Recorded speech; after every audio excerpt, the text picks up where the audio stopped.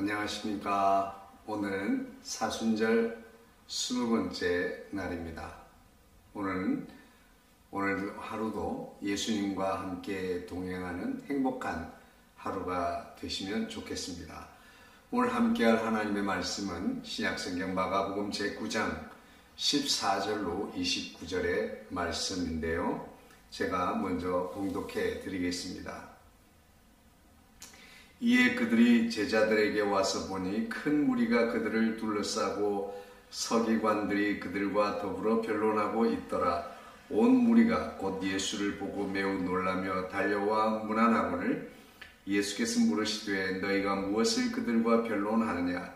무리 중에 하나가 대답하되 선생님, 말 못하게 귀신 들린 내 아들을 선생님께 데려왔나이다.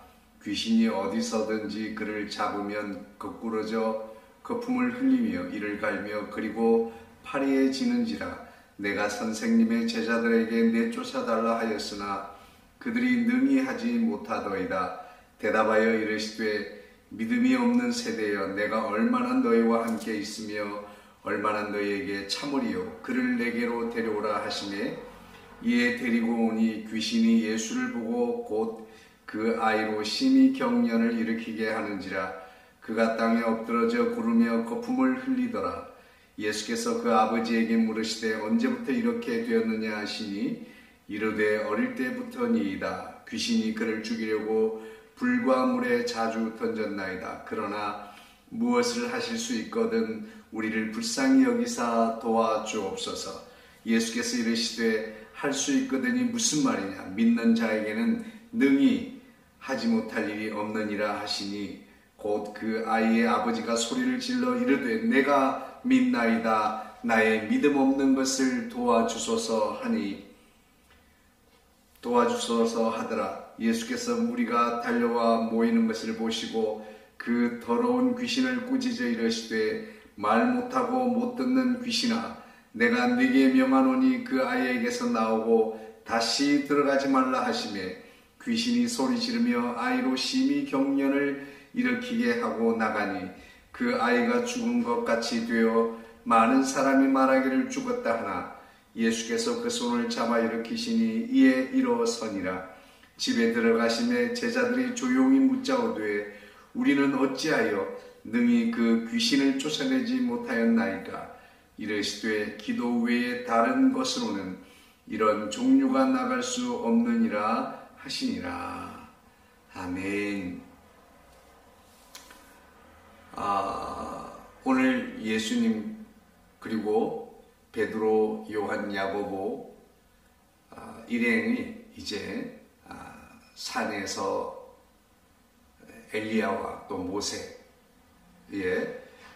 이 대화하는 모습을 보고 또 예수님의 놀라운 영광스러운 이 용모의 변화를 지켜본 제자들, 굉장히 벅찬 마음을 가지고 아마 내려왔을 것이라고 생각해요. 그런데 주님께서 이제 제자들이 있는 곳으로 돌아와 보니 제자들이 많은 사람들에 둘러싸여서 서기관들과 변론을 하고 있더라 하는 것이 오늘 본문의 시작이에요. 여러분 한번 상상을 해보세요. 많은 무리들이 운집에 있고 그 정중앙에 이제 9명의 제자들과 그리고 몇몇 서기관들이 제자들에게 뭔가 따지듯이 그들에게 질문을 하고 있다. 그리고 전전긍긍하면서 무슨 어떻게 대답을 하지 못해서 고민하는 제자들의 9명의 제자들의 모습, 궁색한 모습의 그 상황을 한번 생각해 보십시오. 그런데 그때 때마침 예수님께서 그들의 모인 곳에 나타나신 것입니다. 15절 말씀에 온 무리가 곧 예수를 보고 매우 놀라며 달려와 문안을 했다 이렇게 말씀하고 있습니다. 왜 놀랐겠어요? 그때 마침 그 아주 제자들이 어려운 이 당황스러운 상황 그때에 예수님께서 적절한 타이밍에 찾아와 주신 거지요. 이로보건대 오늘 우리에게도 마찬가지입니다. 성도들에게도 성도가 어려움을 당할 때 주님은 언제나 우리를 찾아와 주시는 분이십니다. 그것을 믿으시기를 소망합니다. 예수님께서 무엇을 변론하느냐라고 묻는데 한 사람이 튀어나왔어요. 지금 이런 주제를 하고 있습니다. 이런 얘기를 하지 않고 한 사람이 와서 제가 선생님께 예수님에 대해서 선생님이라 이렇게 말하고 있습니다. 내가 날 때부터 말하지 못하고 듣지 못하는 귀신 들린 내 아들을 데려왔습니다. 그래서 선생님께 고침을 받으려고 왔는데 마침 오니까 선생님은 안 계시고 제자들만 있는데 제자들에게 고쳐달라고 했더니 제자들이 능히 고치지를 못했어요. 한마디로 말하면 제자들은 아무 쓸모가 없었습니다. 그러면서 선생님께서 고쳐달라 이렇게 주님 앞에 자신의 상황과 그리고 아들의 증상을 아주 소상히 이야기하게 됩니다.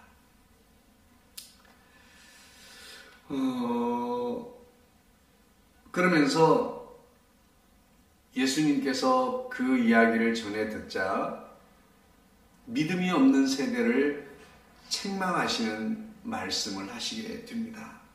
믿음이 없는 세대, 여기서 구체적으로 누구를 책망하셨을까? 첫 번째는 제자들을 책망하셨을 것이라고 생각해요.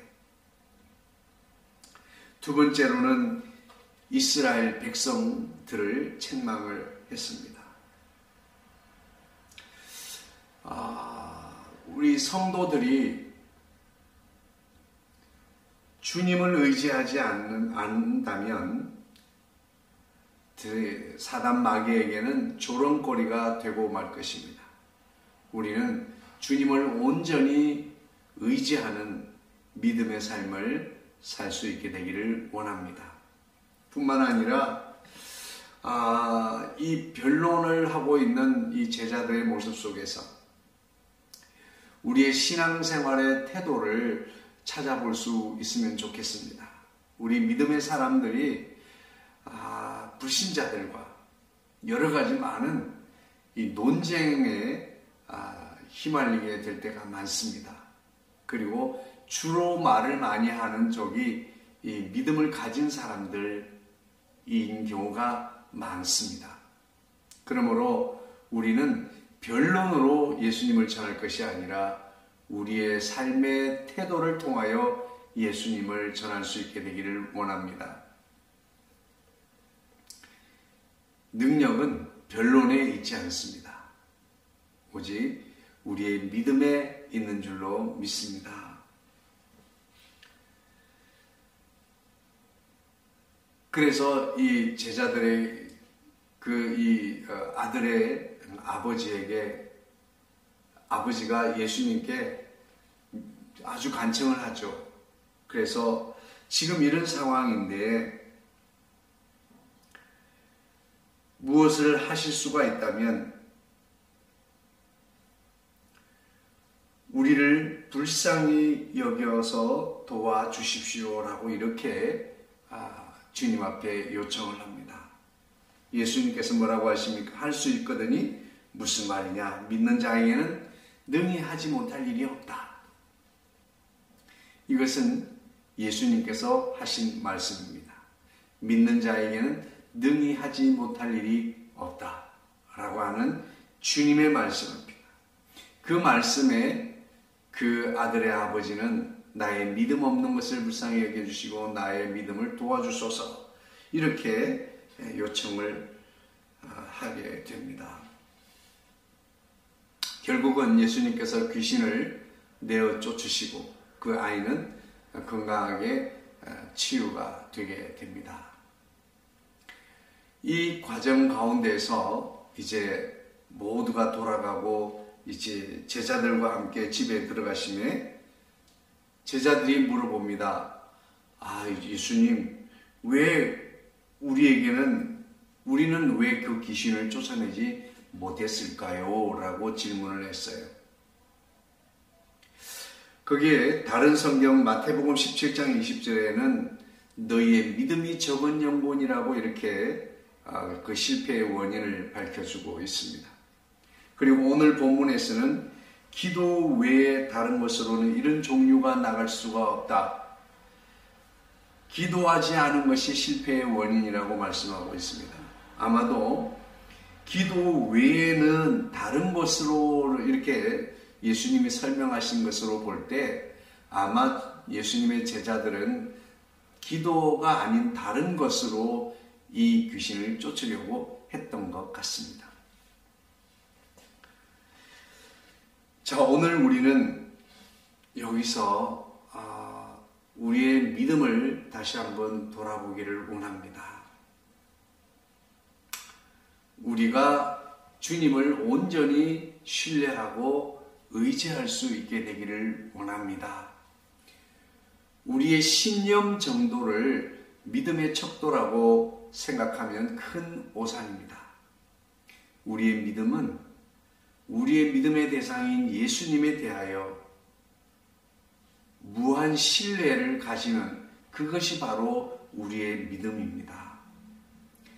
내가 굳건하게 예수님을 믿는다라고 하는 나의 신념, 나로부터의 이 믿음의 시작이 아니라 영원 전부터 계셨던 말씀으로 천지를 지으신 그 하나님, 이 땅에 말씀이 육신이 되어 오신 그 주님, 그분이 못하실 것이 없고 그분을 의지하는 것, 그분에게 말씀을 드리고 그분에게 기도하고 그분에게 요청한다면 능히 그분이 하지 못하실 일이 없다는 것을 전폭적으로 신뢰하는 믿음, 이것이 바로 우리의 믿음이 되어야 할 줄로 믿습니다.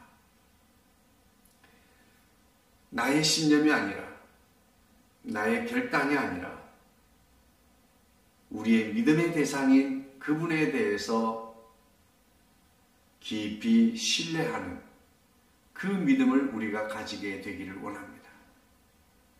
주님, 할 수 있거든 도와주세요가 아닙니다. 주님은 그런 사람에게 믿음이 없다 말씀하고 있습니다. 할 수 있거든이 무슨 말이냐? 믿는 자에게는 능치 못함이 없느니라고 말씀하고 있습니다. 왜요? 우리가 믿는 그 주님이 능치 못함이 없는 주님이시니까요. 그래서 오늘 우리는 이 말씀 가운데 몇 가지 생각해 볼 것은 이런 것입니다.